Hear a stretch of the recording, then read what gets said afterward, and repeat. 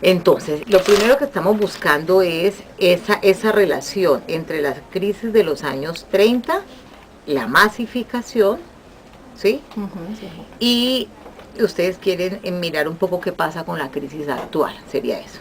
Bueno, si nosotros hablamos de la crisis de los años 30, y esa crisis básicamente está ubicada en Estados Unidos, a ese nivel, porque fue una crisis económica. Y una crisis económica, podríamos plantear que producida por, y valga la redundancia, pues, por el exceso de producción, ¿sí?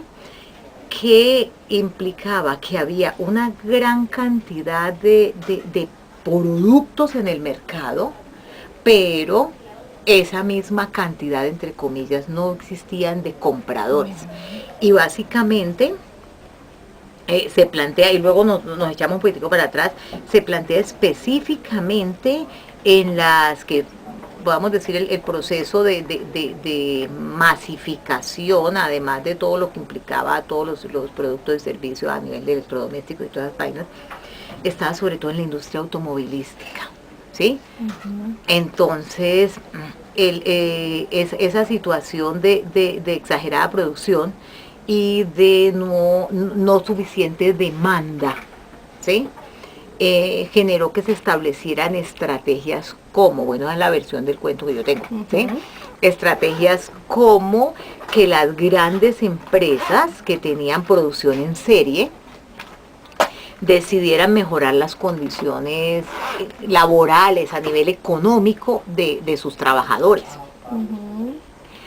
Al mejorar esas condiciones les daban la posibilidad de, de compra, incluso de los mismos productos que ellos fabricaban, ¿sí? Por eso se plantea que eso generó el surgimiento de la clase media. Entonces, habían inicialmente, podríamos decir, una clase obrera básica con un determinado número de ingresos, unos empresarios con sus empresas produciendo full en serie gracias a la mano de obra asociada con toda la tecnología de ese momento. Entonces la forma era hacer que estos que fabricaban pudieran convertirse en consumidores, y la mejor forma era incrementando su poder adquisitivo, ¿sí? Y podríamos decir que esa fue la solución salomónica que se dio a esa crisis, lo que generó la opción de la masificación del consumo, ¿sí?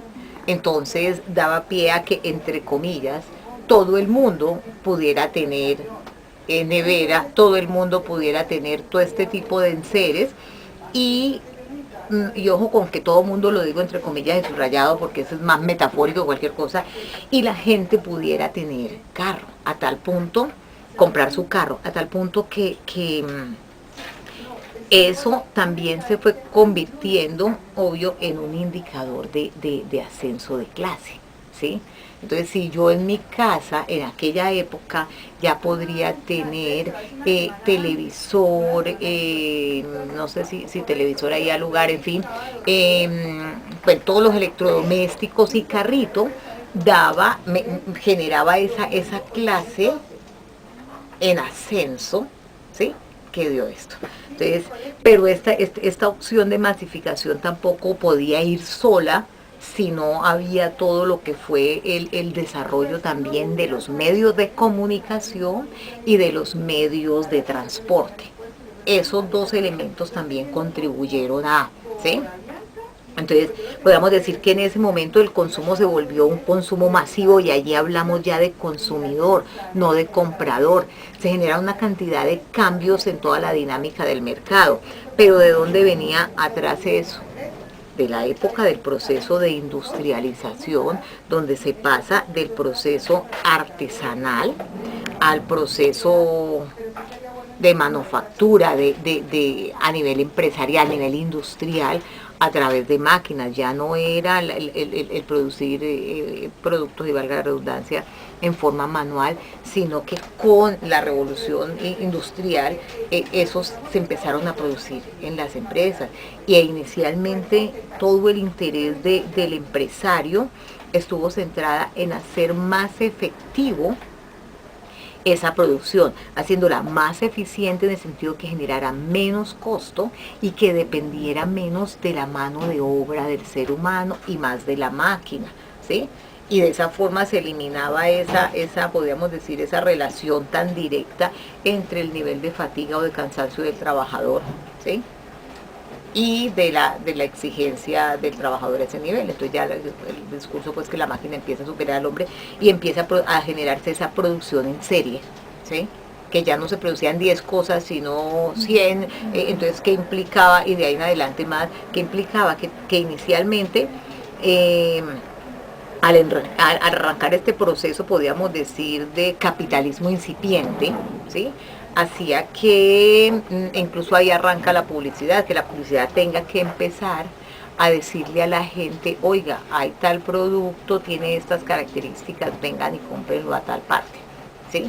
Entonces, se empezó podríamos decir, a sensibilizar, a construir ese concepto de consumidor, a sensibilizar a la gente para que pudiera comprar sus productos que inicialmente fueron de primera necesidad hasta irse convirtiendo, hasta ir desarrollando pues productos, podemos decir, suntuosos o suntuarios que iban más allá de la satisfacción de necesidades. Que luego por todos esos adelantos a nivel de proceso y de tener centrado todo en la producción, se generó esa masificación de producción que implicaba que había la necesidad de construir una masificación de consumo, ¿sí? Y de ahí en adelante pues siguen generándose una cantidad de transformaciones en esa relación del consumidor con el